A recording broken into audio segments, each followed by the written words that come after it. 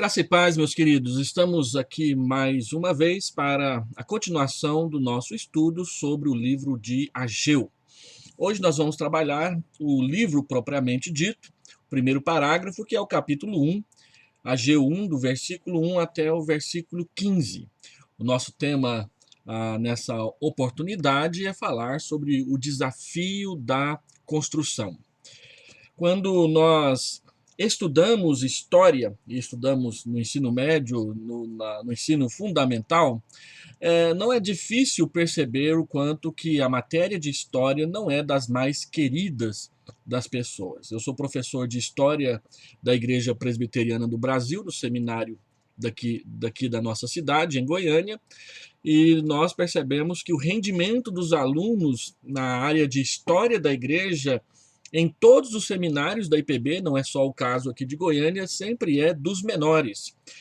Os nossos estudantes de teologia têm predileção pela exegese, pela teologia sistemática, por outras matérias da vida pastoral, mas a história da igreja sempre fica com um rendimento abaixo da média em todos os seminários da nossa denominação.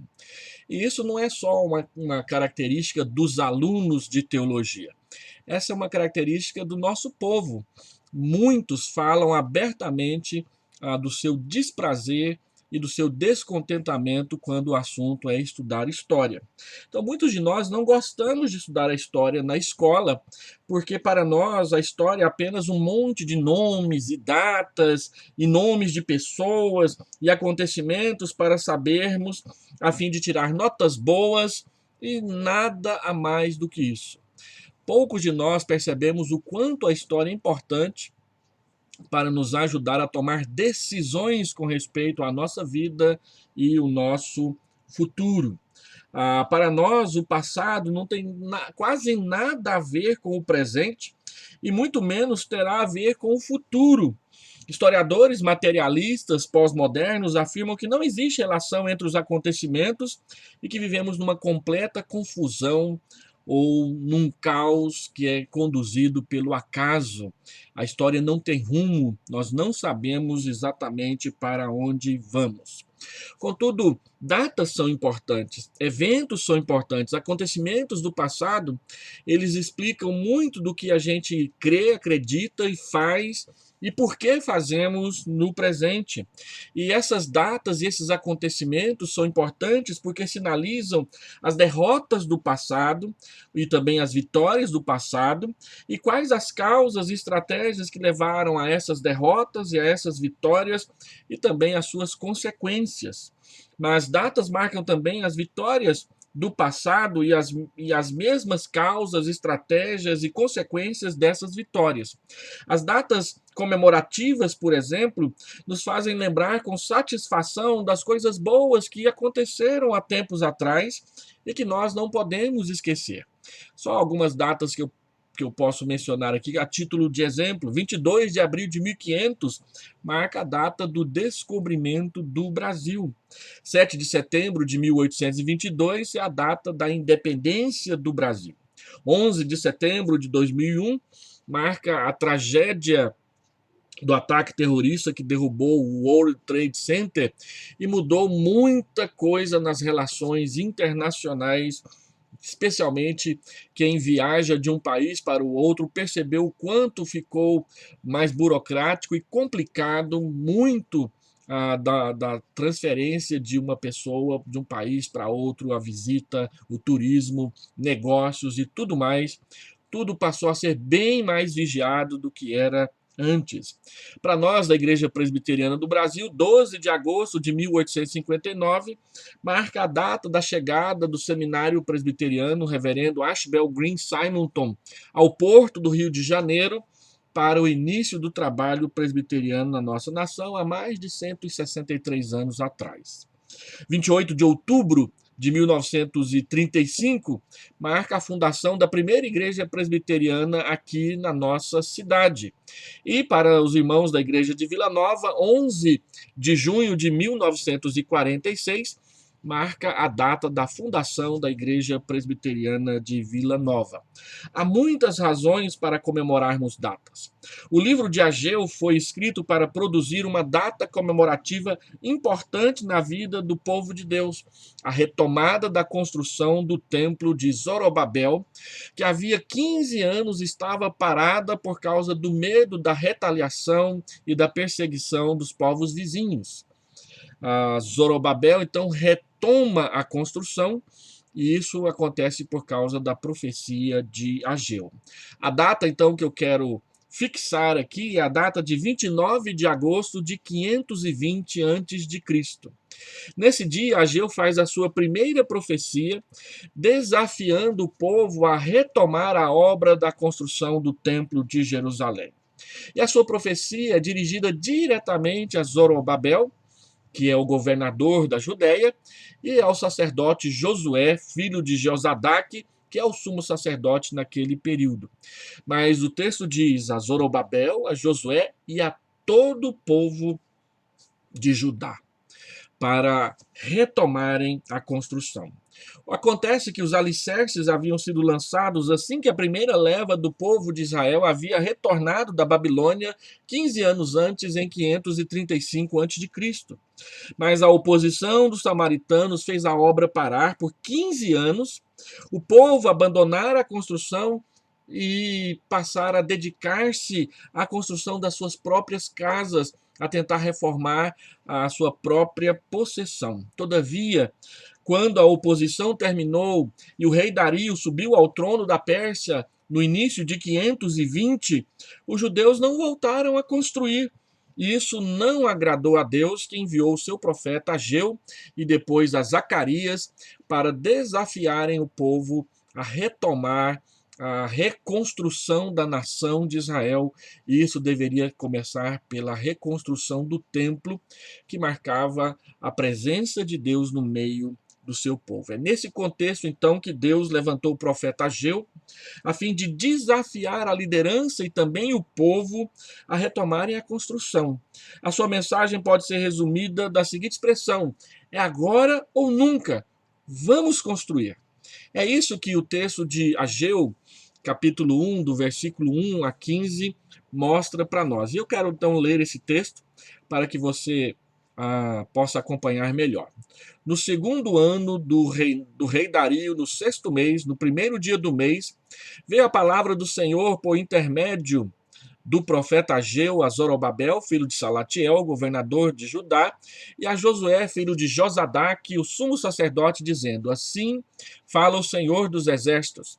Este povo diz: não veio ainda o tempo em que a casa do Senhor deve ser edificada.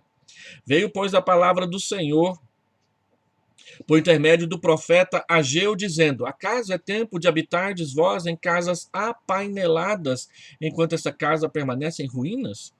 Ora, pois, assim diz o Senhor dos exércitos: considerai o vosso passado. Tendes semeado muito e recolhido pouco. Comeis, mas não chega para fartar-vos. Bebeis, mas não dá para saciar-vos. Vestivos, mas ninguém se aquece. E o que recebe salário, recebe-o para pô-lo num saquetel furado. Assim diz o Senhor dos exércitos: considerai o vosso passado. Subi ao monte, trazei madeira, edificai a casa, dela me agradarei e serei glorificado, diz o Senhor. Esperastes o muito, e eis que veio a ser pouco. E esse pouco, quando trouxestes para casa, eu com um assopro dissipei. Por quê? Diz o Senhor dos exércitos: por causa da minha casa que permanece em ruínas, ao passo que cada um de vós corre por causa de sua própria casa. Por isso o céu sobre vós retém o seu orvalho e a terra os seus frutos. Fiz vir a seca sobre a terra e sobre os montes, sobre os cereais, sobre o vinho, sobre o cereal, sobre o vinho, sobre o azeite e sobre o que a terra produz, como também sobre os homens, sobre os animais e sobre todo o trabalho das mãos. Então Zorobabel, filho de Salatiel, e Josué, filho de Josadaque, o sumo sacerdote, e todo o resto do povo atenderam à voz do Senhor, seu Deus, e às palavras do profeta Ageu, as quais o Senhor, seu Deus, o tinha mandado dizer, e o povo temeu diante do Senhor. Então Ageu, o enviado do Senhor, falou ao povo segundo A mensagem do Senhor dizendo: Eu sou convosco, diz o Senhor.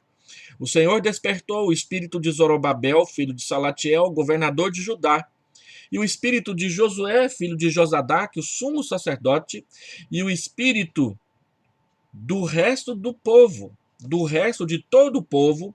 Eles vieram e se puseram ao trabalho na casa do Senhor dos exércitos, seu Deus, ao 24º dia do 6º mês.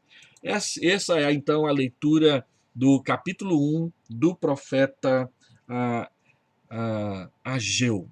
E como eu estava dizendo, então, a mensagem de Ageu é um desafio à fé perseverante para uma igreja em crescimento.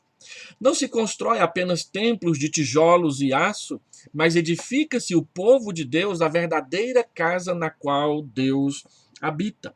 O desafio da construção foi lançado a nós da mesma forma que a eles. Não é simplesmente levantar uma casa, mas construir uma casa que seja dedicada ao serviço de Deus.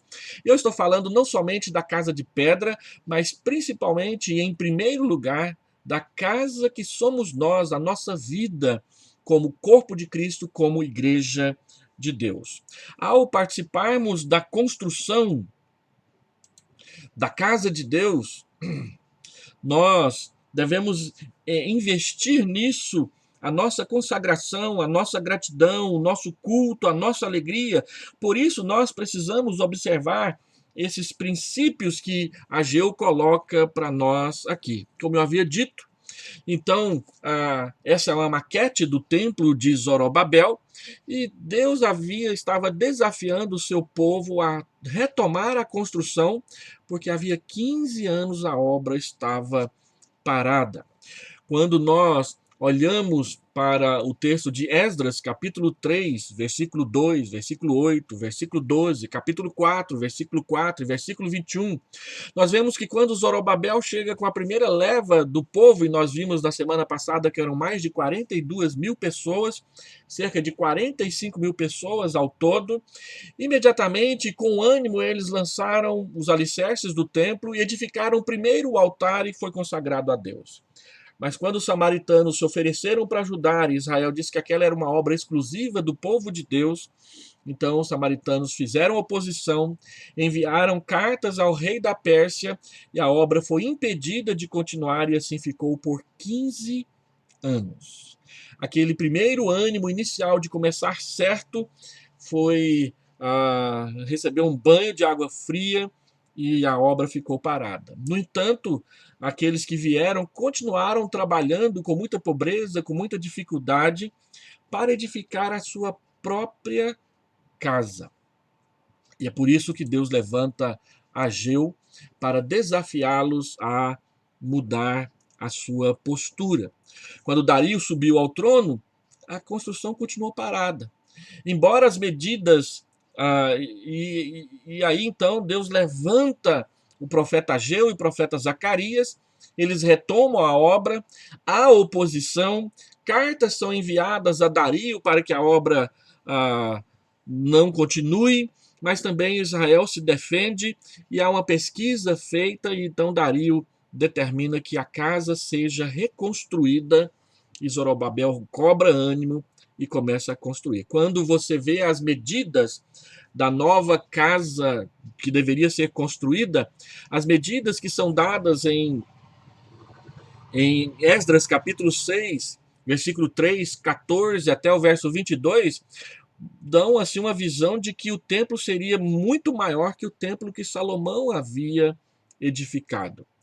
Mas, embora as medidas dadas por Dario fossem o dobro das medidas do templo de Salomão, 60 de largo, mais 30 de alto e 20 de fundo era a medida do templo de Salomão, o templo de Zorobabel, segundo está escrito em Esdras capítulo 6, era para ter 60 côvados de altura, ou seja, 39 metros e 60 centímetros de altura. Só para os irmãos terem uma ideia, a torre da igreja de Vila Nova, aqui em Goiânia, ela tem 22 metros de altura. E somando o para-raio, talvez 24 metros de altura.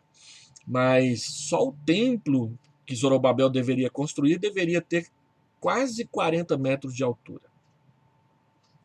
E 60 30 metros de 40 metros de largura. Não se fala a respeito do cumprimento das medidas.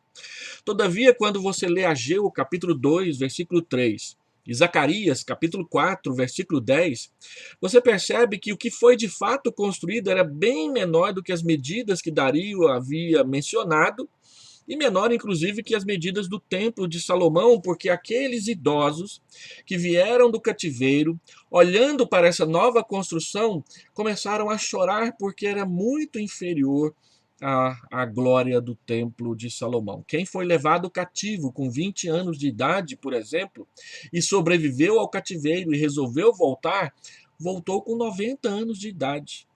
E lembra de como era o templo de Salomão, mesmo que na época de Zedequias ele já estivesse não tão bem cuidado como na época de Ezequias, como na época de Josias, e especialmente, desculpem, na época de Salomão. Então Deus desafia o povo a construir, e Deus diz que ele fará com que a glória dessa segunda casa, desse segundo templo, seja maior do que a glória do primeiro templo. Quando nós olhamos para as maquetes dos templos construídos, o templo de Salomão, depois esse do meio é a maquete do templo de Zorobabel, e embaixo nós temos a maquete do templo de Zorobabel ampliado pelas reformas do rei Herodes o Grande, e que só foram terminadas na época de Herodes Antipas, o seu filho, que foi contemporâneo de Jesus Cristo. A torre do templo, essa parte mais alta, ela chegava a ter 45 metros de altura.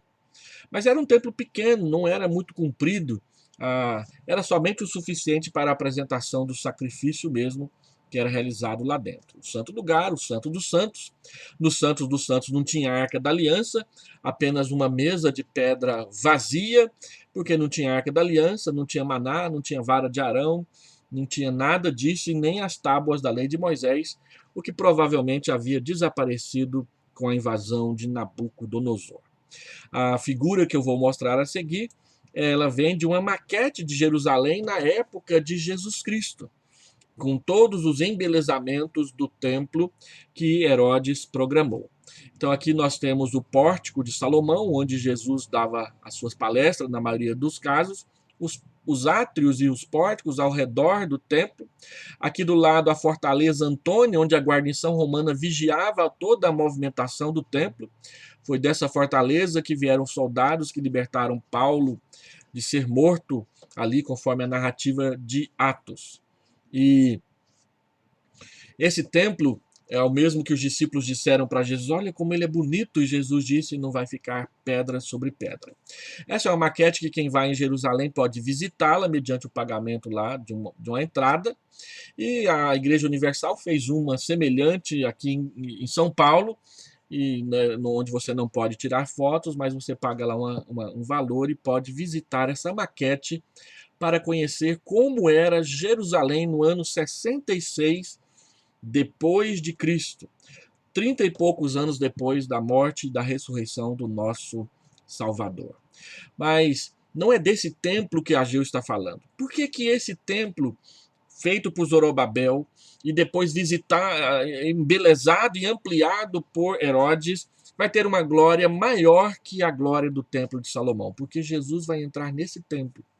É esse templo que Jesus visitará, e muitos tomam o cumprimento dessa palavra de Ageu como esse templo terá maior glória que o primeiro, quando Jesus, em João 7,37, diz: quem tem sede, vem a mim e beba. Quem crer em mim, como diz a Escritura, do seu interior fluirão rios de água viva. Jesus falou isso por ocasião da festa dos tabernáculos, e diante de uma procissão, de uma romaria, de uma romagem que era feita ali para fechar a festa dos tabernáculos, que era chamada de o grande dia da festa, quando o sumo sacerdote derramava água na presença do Senhor, pedindo a bênção de Deus sobre as colheitas.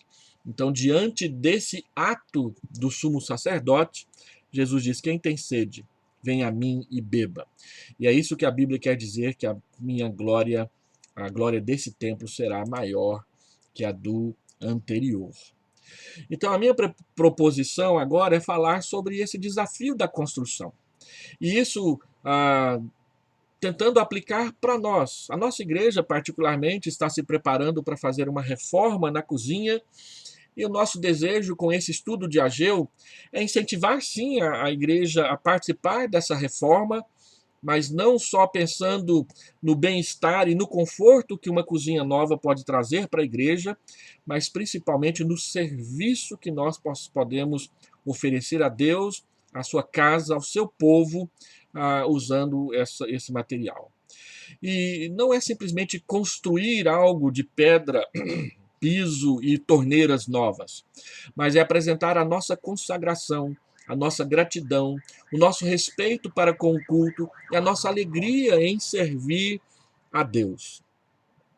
Porque cuidar da casa que nós separamos para o uso de Deus, embora não seja a casa que seja santa ou santo, somos nós, mas cuidar das coisas que consagramos e separamos para o uso exclusivo de Deus, ou da glória de Deus, ou para o serviço das coisas de Deus, mostra o nosso zelo, mostra o nosso cuidado com as coisas de Deus, assim como Deus mostra o seu cuidado para conosco na sua providência. Então, nós queremos incentivar a igreja à gratidão, a manifestar a Deus e participar não somente dessa obra, mas de toda a obra do Evangelho e da sua proclamação, em todos os seus detalhes, conforme Deus nos permitir, e a nossa prosperidade, que vem da sua graça, ser comprometida com isso.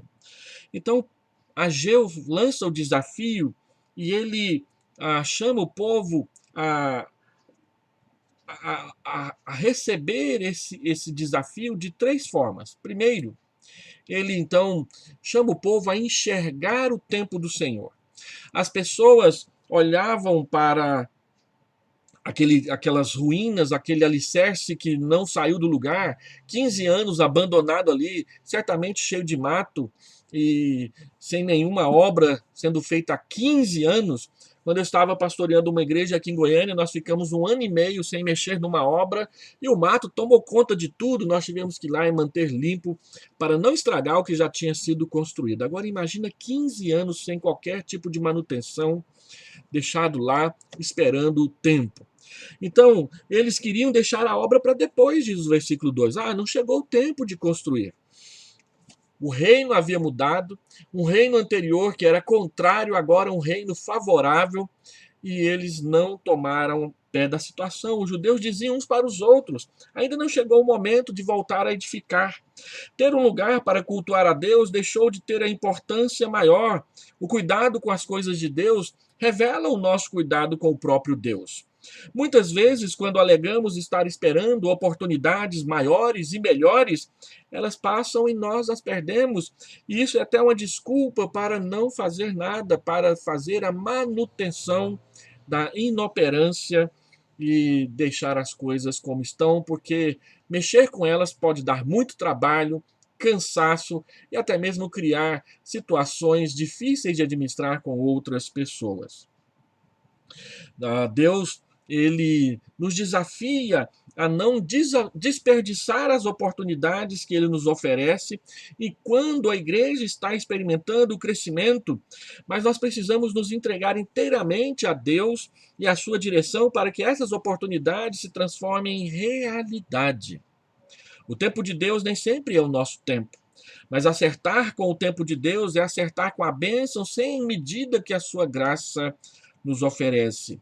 Deus se queixa que o povo de Israel estava colocando seus afazeres pessoais acima da obra de Deus, versículo 4. Jesus diz em Mateus, capítulo 6, versículo 33, buscai, pois, em primeiro lugar o seu reino, e todas essas coisas vos serão acrescentadas. Cada um queria terminar primeiro os forros dos telhados de suas casas. É possível que Ageu estivesse pensando no palácio do governador Zorobabel. Isso era ridículo, pois o padrão das casas nessa época era de simplicidade e pobreza. Muitas vezes queremos ter o luxo sem ter a estrutura necessária para mantê-lo. Então preferimos viver de aparência, e isso não agrada a Deus. Nós deixamos de ser fiéis aos mandamentos de Deus com respeito à nossa vida financeira, porque estamos atrás de coisas que nós cobiçamos e hoje em dia nós chamamos a nossa cobiça de sonhos. E aí qualquer coisa que Deus coloque como um desafio para nós, nós tomamos como um atraso, como uma perda de tempo e com dificuldade. Enxergar o tempo de Deus é priorizar o seu reino em nossos planos. Nossos investimentos e preocupações serão medidos por nossa conformidade à sua vontade revelada na Bíblia. O fato é que o conflito entre ter o luxo em casa e dar sustento ao trabalho de Deus, ele é persistente no meio de nós, como crentes, como povo de Deus. E nessa hora, é a confiança na providência de Deus que deve governar as nossas decisões. Agradamos a Deus quando não permitimos esse conflito, mas administramos nossas finanças tendo como prioridade o reino de Deus. Nós temos vivido um tempo de crescimento na nossa igreja, crescimento numérico, crescimento financeiro, estabilidade nos nossos departamentos e ministérios, oportunidades que vêm surgindo para o desenvolvimento da igreja. E será que isso é a troco de nada? Claro que não. Deus quer nos desafiar a fazer a manutenção do nosso patrimônio, não para o nosso orgulho, para a nossa arrogância, para a nossa satisfação e conforto pessoal. Embora, é claro que é muito melhor você estar num templo confortável e trabalhando numa cozinha confortável do que numa cheia de problemas. Mas quando nós falamos em melhorar o patrimônio, não é para colocar a nossa soberba, a nossa arrogância ou a nossa autossatisfação ou justiça própria em primeiro lugar, mas é para nós servirmos a Deus mais e melhor, servindo melhor o seu povo e também a comunidade, quando for esse o caso. Muitas vezes é a nossa inconstância, a falta de zelo, a negligência e a nossa desobediência aos preceitos bíblicos que não permitem as coisas ficarem em melhor situação do que parecem estar. Então, o que Deus faz? Deus desafia o povo de Judá a olhar para o seu passado. Veja que o tempo já chegou de se consagrar mais. Mas também, em segundo lugar, considere o passado. Deus deixou de abençoar o trabalho deles, diz o versículo 6. O texto diz que eles semearam muito, mas colheram pouco. A comida que colhiam não matava a sua fome. A água não era suficiente para dessedentar a sua sede. Quando o frio chegava, não havia roupa suficiente para aquecê-los no inverno. Nós estamos falando de Jerusalém, 840 metros acima do nível do mar, e na época do inverno cai neve, faz muito frio, é região montanhosa. O salário do trabalhador não dava para comprar tudo o que precisavam. Eles colocavam o salário e era no saquetel furado, ou seja, recebi no dia 1º, mas lá para o dia 20, no dia 15, já estava tendo falta.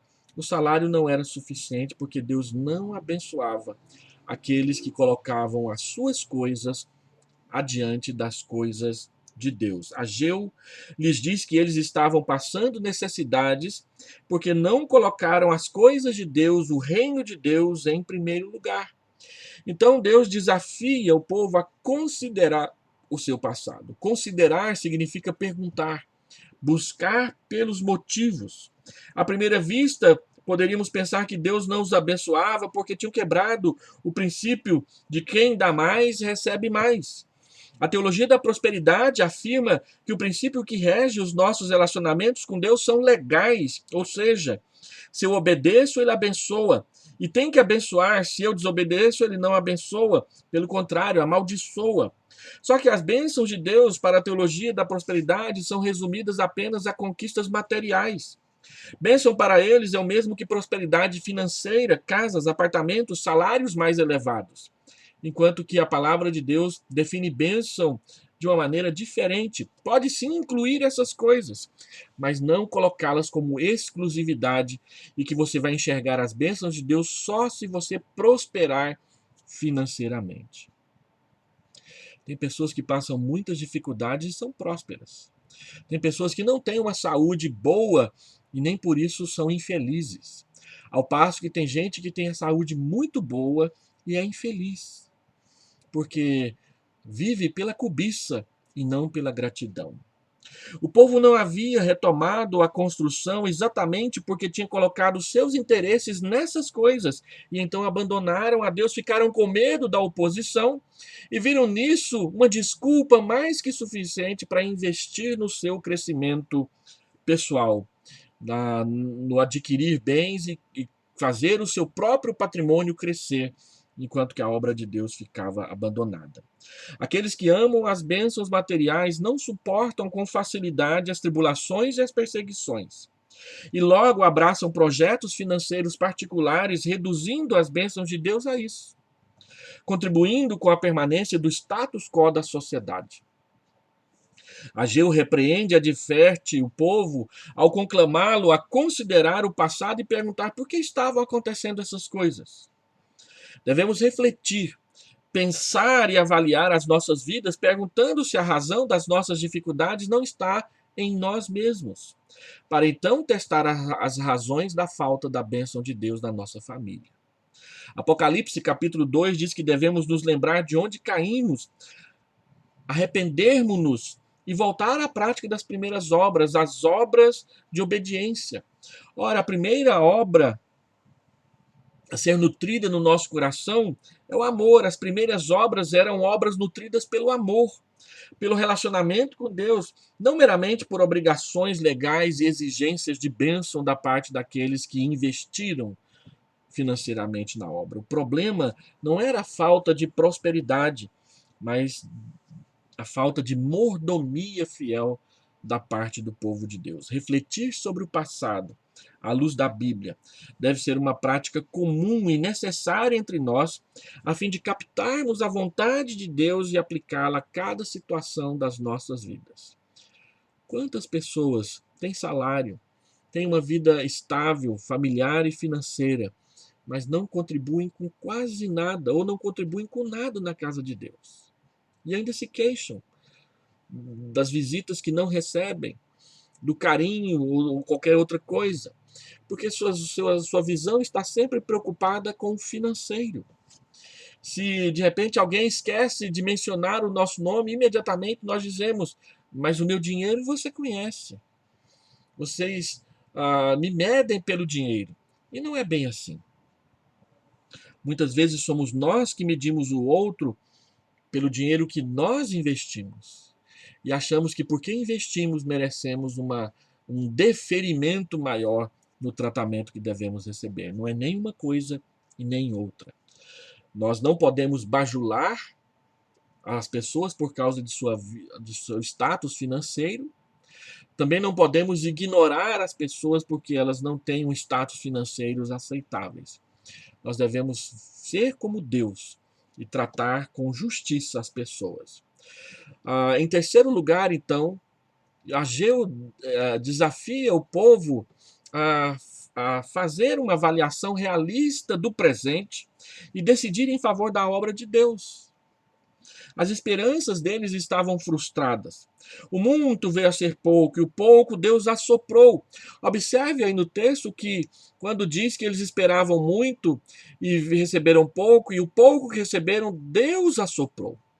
O próprio Deus não abençoou, porque eles estavam correndo atrás, era de vida financeira, era de facilidades, e não de consagração verdadeira a Deus. Eles não se envolviam com a obra de Deus, mas estavam plenamente ocupados com seus próprios afazeres.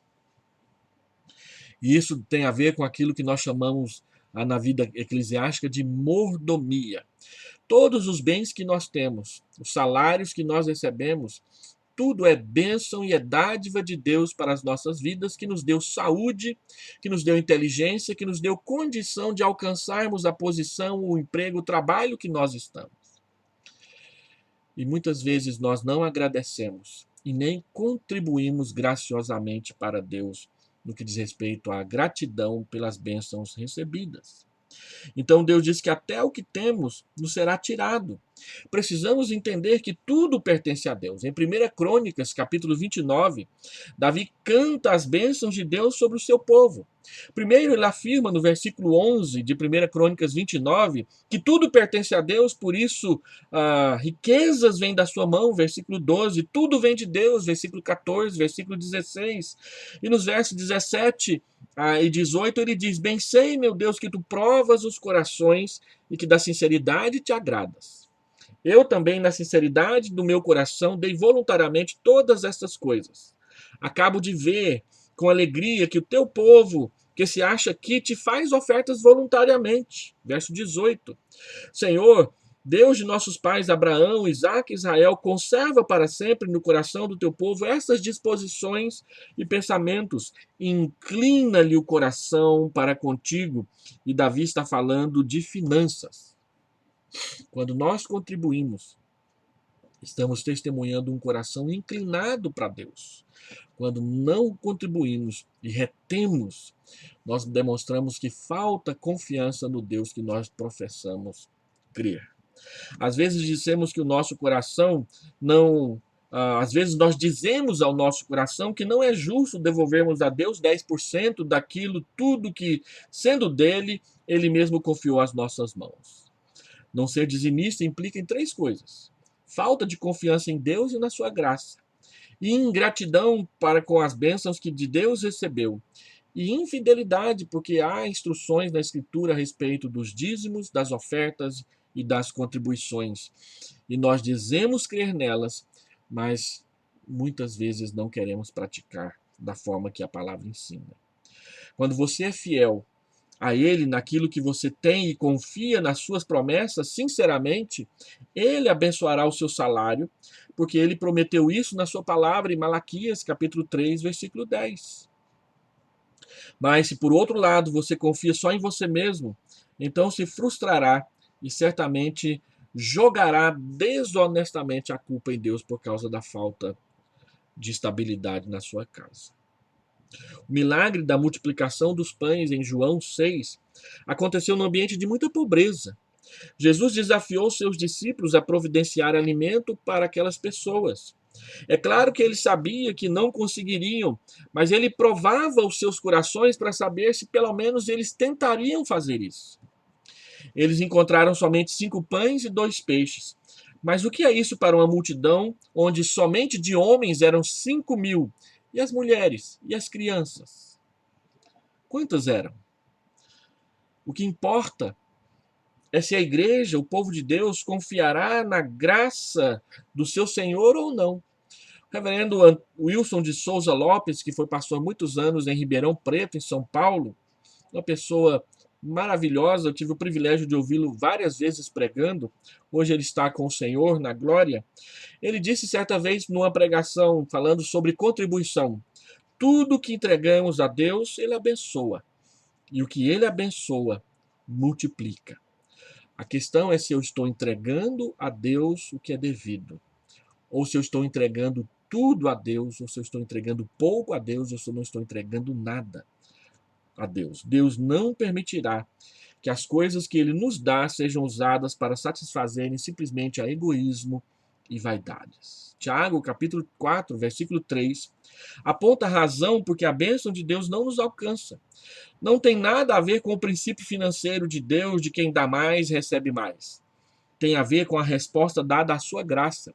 Tiago diz porque não somos abençoados, porque não sabemos pedir, porque pedimos mal, pedimos com intuitos de maldade, porque nossos pedidos são egoístas, eles visam esbanjamento e prazeres vaidosos.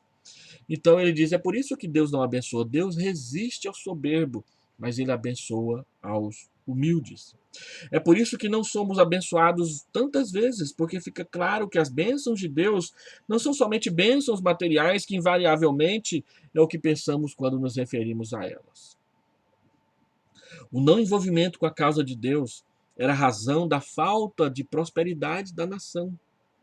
No versículo 9, Ageu declara que a razão da falta de prosperidade é porque a casa de Deus permanece em ruínas e porque cada um corre somente por sua própria casa.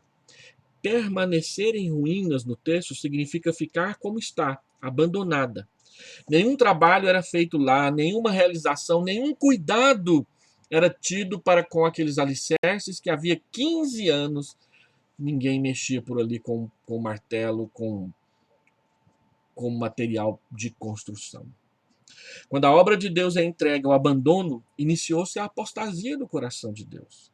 Enquanto o templo estivesse em ruínas, não haveria qualquer sinal externo da fé do povo. É sinal de que o nosso amor por Deus esfriou. Então, quando nós falamos de reformar, pintar parede, melhorar as construções da igreja, nós precisamos entender que não estamos falando simplesmente de criar algo pomposo ou de fazer algo que vai agradar os nossos olhos. Nós temos que pensar primeiro em Deus. Será que Deus se agrada de um templo sujo? De uma casa mal cuidada? Quando a geração que veio antes de nós e comprou e construiu tudo aquilo, o fez para a glória do seu nome? Deus não está preocupado com pompa, Deus não está preocupado com o tamanho do templo ou com o tamanho da construção. Deus está preocupado se nós estamos fazendo para Ele ou se nós estamos fazendo para nós. Nós podemos fazer construções belíssimas e não ser para Deus. Deus gosta do simples, mas Ele não gosta do mal feito. Pode ser a casa mais simples, mas você tem muito mais prazer em entrar numa casa simples, bem cuidada, asseada, do que numa casa chique, onde tudo é mal arrumado. Isso mostra o zelo daqueles que moram dentro da casa. Então, nós temos sido zelosos para com a casa de Deus, não preocupados com pompa. A nossa prioridade não é simplesmente levantar paredes. Tem muito mais na vida de uma igreja do que simplesmente o patrimônio. Mas o patrimônio também faz parte. E a gente precisa aprender a cuidar de tudo para a glória de Deus. Por que não se edifica a casa, o templo? Era a pergunta de Ageu. Por que não há interesse na comunhão com o próprio Deus? Porque eles haviam construído o altar, haviam lançado os alicerces, e aí, quando houve oposição, parou tudo. Nem os sacrifícios eram feitos mais. Porque não há interesse na comunhão do povo de Deus. Onde não há trabalho, também não há realização. Por outro lado, cada um corre por sua própria casa. Era a acusação que Deus fazia aos israelitas, aos judeus que haviam voltado da Babilônia. Existe pressa, dedicação e cansaço em favor de fazer casas apaineladas, casas simples, casas pobres, mas com painéis de madeira bonito para que as pessoas se agradem de olhar para elas. O que sobrou para Deus? Se Deus não quiser abençoar os nossos projetos pessoais de casa, carro, faculdade para os filhos, então Ele também não desejará que dediquemos a nossa vida ao seu serviço, à sua casa? Por isso, o nosso povo é um povo pobre. Cada um quer saber apenas de si e das suas coisas, que não pense em Deus e nem nos outros, em como poder ser uma bênção de Deus na vida deles. Mas Ageu diz que Deus vem ao nosso socorro com a sua graça e conclama o povo a mudar de opinião, conclama o povo a começar com Deus. Ele diz: eu estarei com vocês. Deus desafia o povo a retomar a obra, mas é Ele quem está desafiando, porque Ele vai abençoar. E a conclusão, então, está no versículo 8 do livro de Ageu. Aí no texto, eu vou abrir aqui para ler novamente o versículo 8, quando ele diz: subi ao monte, trazei madeira, edificai a casa, dela me agradarei e serei glorificado, diz o Senhor. Se o povo voltasse a edificar, Deus voltaria a abençoar. Ele diz no versículo 8: dela me agradarei. Deus nos desafia a construir a sua casa, empenhando o nosso trabalho, a nossa consagração, então haverá bênção sem medida e a colheita voltará a ser farta. Tudo que temos proposto para fazer na igreja não é simplesmente para nós alcançarmos nome, sucesso ou fama, mas é para que o povo de Deus se sinta bem na casa de Deus e também sirva mais e melhor num local mais agradável. O povo aceitou o desafio e a construção do templo foi reiniciada 24 dias depois, conforme está escrito aí no versículo 15. Quando é que veremos a conclusão dessa obra? Quando é que comemoremos a data da inauguração da nossa nova cozinha? As nossas salas mais apropriadas, um novo departamento infantil com tudo colocado no lugar, com um mobiliário adequado para as crianças que estão frequentando lá. Quando poderemos de fato ampliar a nossa obra? Não somente o templo, mas o nosso alcance, plantando novas igrejas, trazendo mais pessoas a Cristo, cuidando melhor de pessoas enfermas, investindo mais na junta diaconal e o seu serviço de diaconia. Somente quando o povo de Deus se envolver fielmente na sua obra, se prontificando a servir, se prontificando a contribuir, vindo para participar e não somente para assistir. E assim, então, a palavra de Deus mostrou que o povo se despertou e começou a trabalhar. Eu quero destacar aqui algumas expressões que aparecem no texto. O texto diz que o povo temeu a Deus no versículo 12. Deixa eu abrir novamente o texto aqui. Observe comigo o versículo 12. Então Zorobabel, filho de Salatiel, e Josué, filho de Josadaque, o sumo sacerdote, todo o resto do povo atenderam a voz do Senhor seu Deus e as palavras do profeta Ageu, as quais o Senhor seu Deus o tinha mandado dizer, e o povo temeu diante do Senhor. O que pode nos motivar a servir com mais participação? Primeiro, o temor do Senhor. A nossa primeira motivação para servir é o temor do Senhor. Paulo já havia dito isso lá em 2 Coríntios, capítulo 5, verso 14 em diante, do versículo 11 até o versículo 17. Desculpe aqui o equívoco.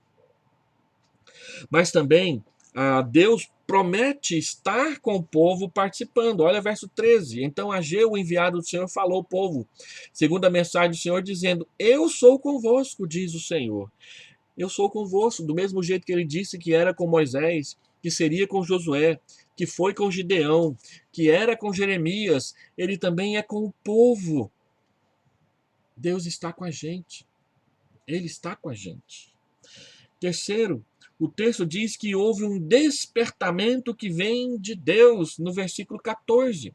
O Senhor despertou o espírito de Zorobabel, filho de Salatiel, governador de Judá, e o espírito de Josué, filho de Josadaque, sumo sacerdote, e o espírito do resto do povo. Deus despertou o governador, Deus despertou o sumo sacerdote, mas Deus despertou também todo o povo. E nesse sentido, o livro de Ageu mostra o oposto do que Sofonias mostra quando o povo de Judá estava na iminência de ser invadido pela Babilônia.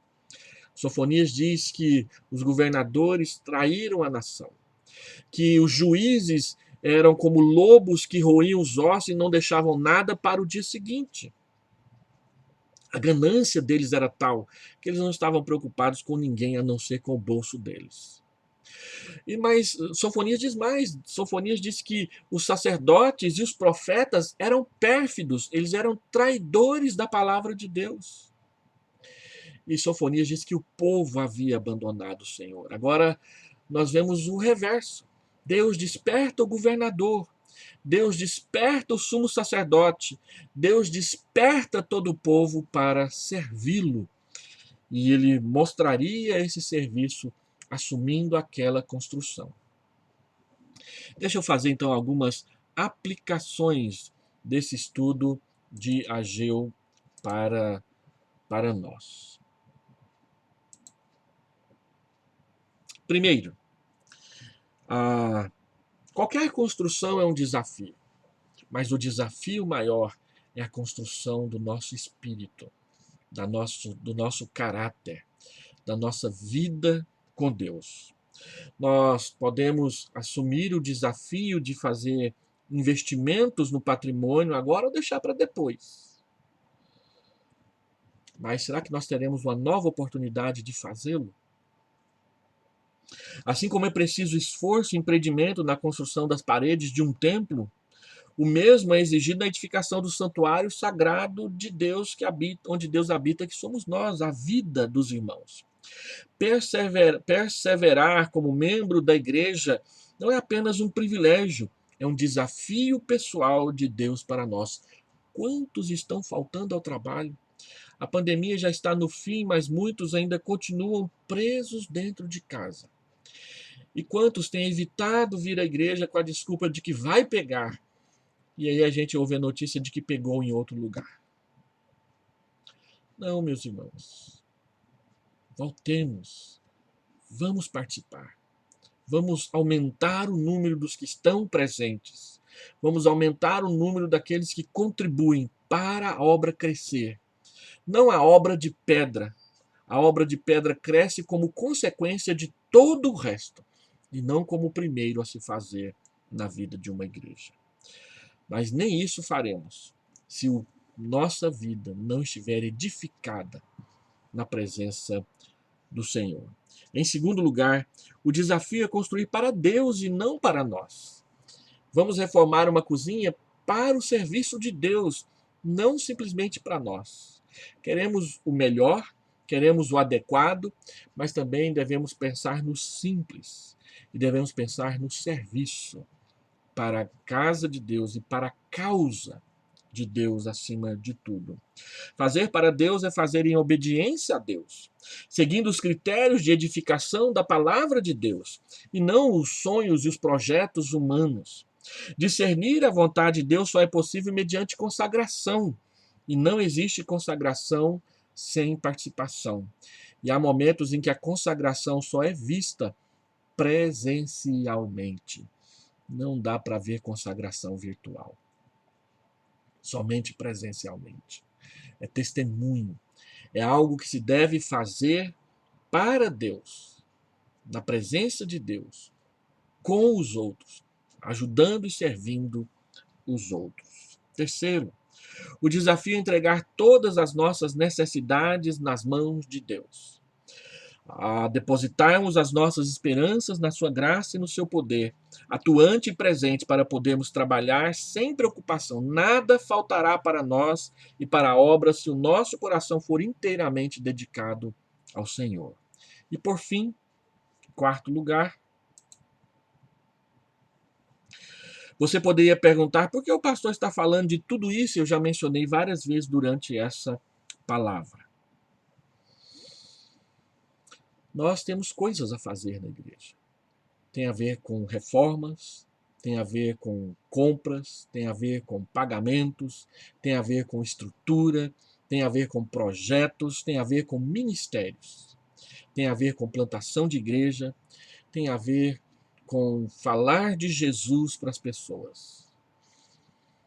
E nós precisamos de que os irmãos participem de cada uma delas, na forma como Deus te orientar a fazer na sua palavra, mas sempre com consagração a Ele acima de tudo. Perseveremos, irmãos, em assiduidade e consagração. Que Deus nos desperte para as implicações de toda a obra física e a obra espiritual. Trabalhemos por fazer a igreja crescer espiritualmente e, em consequência disso, crescer em número para a glória de Deus. A obra de alvenaria, a obra de encanamento, a obra de colocar pisos e azulejos, essa obra é só um prenúncio do que Deus quer fazer ou já está fazendo no nosso meio, em nós, por meio de nós, para a glória do seu nome. Deus quer fazer crescer aqui principalmente relacionamentos. Nós não queremos fazer reformas simplesmente para promover eventos. Nós queremos fazer reformas para que as pessoas possam se conhecer. E se conhecendo, se amar. E se amando, ter vínculos, amizades, comunhão, unidade na presença do Senhor. Pais que aprendam a amar seus filhos ali naquele lugar, Filhos que aprendam a amar, a obedecer e honrar os seus pais ali naquele lugar. Maridos e esposas que mantêm a sua vida de fidelidade um ao outro e que fizeram seus votos ali naquele lugar e festejam as suas datas com o povo de Deus ali naquele lugar, usando de tudo que é colocado a serviço deles e para a glória de Deus. Crentes que conhecem uns aos outros e se tornem amigos, amigos íntimos, amigos que são mais chegados que irmãos, que adorem a Deus juntos, uns ajudando os outros em consagração e comunhão, porque fiel é Deus, o qual nos chamou para dentro da comunhão do seu Filho Jesus Cristo. O desafio de Deus para a nossa igreja não se resume apenas à construção ou reforma de um edifício de pedra, mas à construção da comunhão da sua igreja, usando essas coisas para a glória do seu nome. Que o Senhor venha fortalecer a sua consagração, que a sua mordomia seja amadurecida e que você consiga enxergar o passado e se dedicar a Deus no presente, mudando o rumo da sua história, para a glória de Deus. Que Deus nos abençoe. Deixa eu fazer uma oração. Pai amado, Deus querido, cuida da tua igreja, cuida das pessoas que estão assistindo a esse vídeo. Aplica nos seus corações a palavra do Senhor e que nós aprendamos a aceitar o desafio de construir, não simplesmente construir coisas, mas construir principalmente um relacionamento íntimo com o Senhor. Nós oramos em nome de Jesus. Amém. Que Deus abençoe. Até a próxima semana. Nós temos feito a exposição de Ageu lá no salão da igreja às quartas-feiras e tenho gravado separadamente esse estudo para postar no YouTube para servir aqueles irmãos que não têm podido comparecer presencialmente. Agora fica uma dica. Muito do que eu falo aqui eu não falei lá. E muito do que eu falei lá eu também não disse aqui.